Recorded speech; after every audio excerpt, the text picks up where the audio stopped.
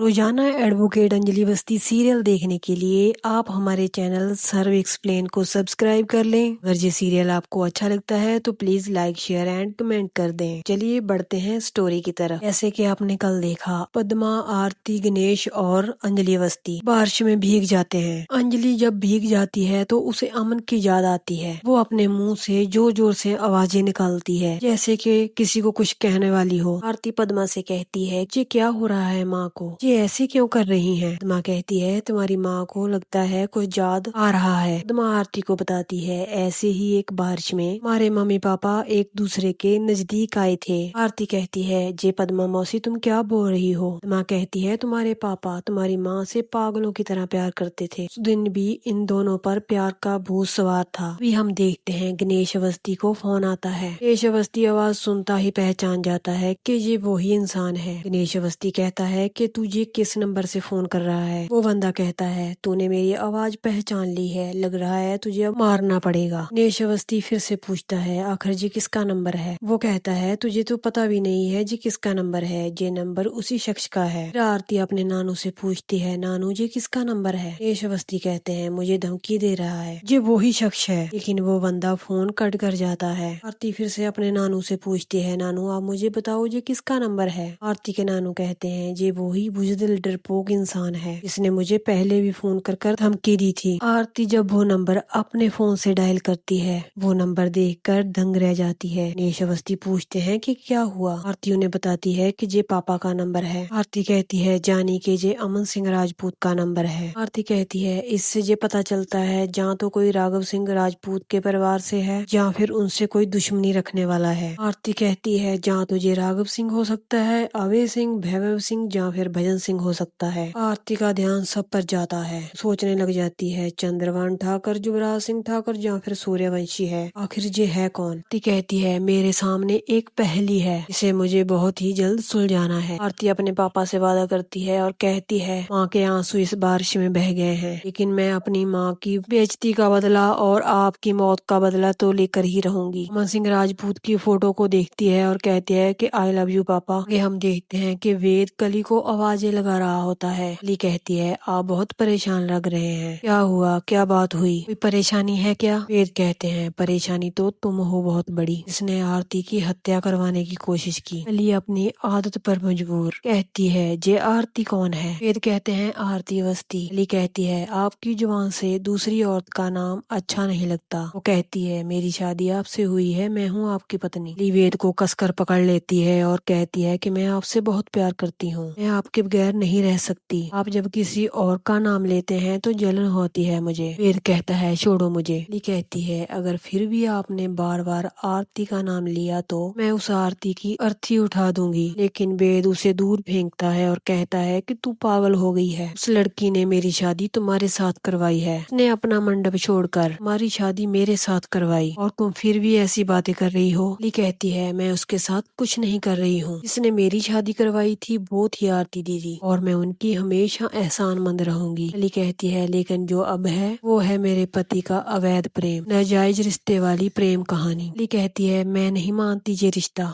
कली पागलों जैसी हरकतें करने लग जाती है। मैं आपसे बहुत प्यार करती हूँ, आप मुझे नहीं छोड़ सकते, आप मुझे धोखा नहीं दे सकते। वेद बाबू उसे दूर फेंकते हैं और कहते हैं कि छोड़ो मुझे। आरती कहती है आप मुझे ऐसे छोड़कर नहीं जा सकते। लेकिन वेद कुछ भी मानने के लिए तैयार नहीं होता। वो कहता है कि ये शादी भी झूठ है, सब कुछ झूठ है, मैं इस शादी को शादी नहीं मानता। आगे हम देखते हैं आरती अकेले बैठे वेद की बातों को सोच रही होती है। पद्मा उसके पास आती है और कहती है कि तू अकेली यहाँ पर क्यों बैठी है, घर चल, वैसे भी वकील दीदी के खाने का टाइम हो चुका है। आरती कहती है पद्मा मौसी तुम जाओ मैं आती हूँ। पद्मा कहती है तुम जल्दी आना और वहाँ से जाने लगती है मगर आरती उसे पीछे से आवाज लगाती है और कहती है युवराज सिंह ठाकुर के साथ महक बुआ की शादी हो रही है, तुम्हें बिल्कुल भी बुरा नहीं लग रहा, तुम उसे प्यार करती थी ना? पद्मा कहती है जो समा बीत चुका है वो लौट कर वापस नहीं आता, वो भूले बिसरे पन्ने फट चुके हैं, रानी दुख भरी कहानी को तू मुझे वापस याद मत दिला। ये कहकर पद्मा वहाँ से चले जाती है। फिर आरती को वेद का फोन आता है। वेद कहता है कि आरती तुम ठीक तो हो ना, हमारी माँ, तुम्हारा परिवार, सब लोग ठीक तो है ना? कहता है तुम एक काम करो, थाने जाओ और FIR दर्ज करवाओ, तुम लड़ो आरती, किसी को भी माफ मत करना।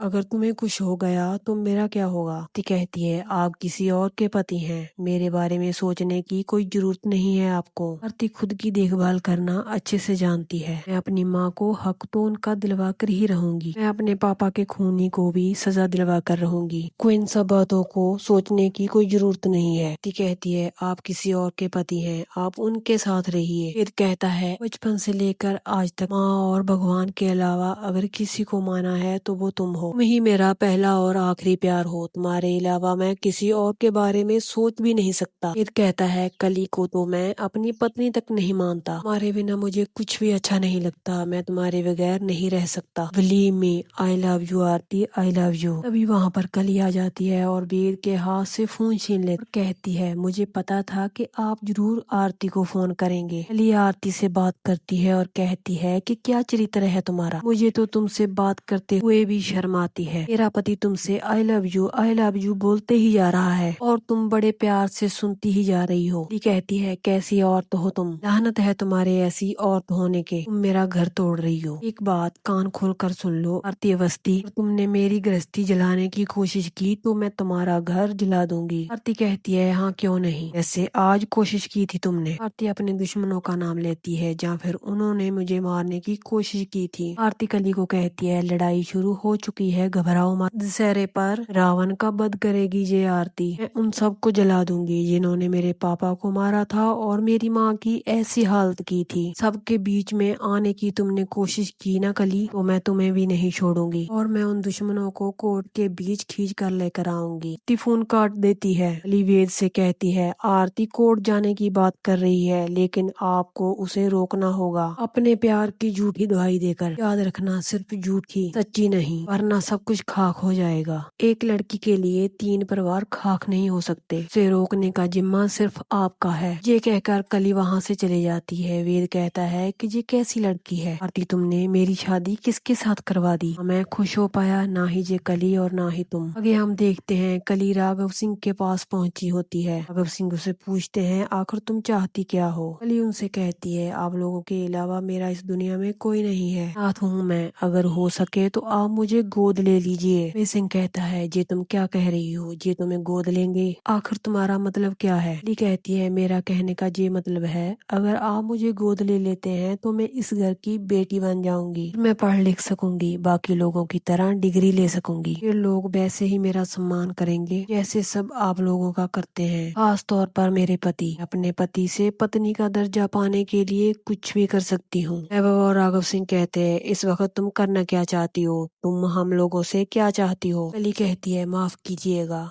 मदद मुझे नहीं आप लोगों को चाहिए। दोस्तों, यहीं पर इस खूबसूरत एपिसोड का एंड हो जाता है। धीरे धीरे ही सही मगर अंजलि की याददाश्त वापस आ रही है। आगे इस सीरियल में क्या होने वाला है, कल हम एक और नया एपिसोड लेकर हाजिर होंगे, तो कल मिलते हैं।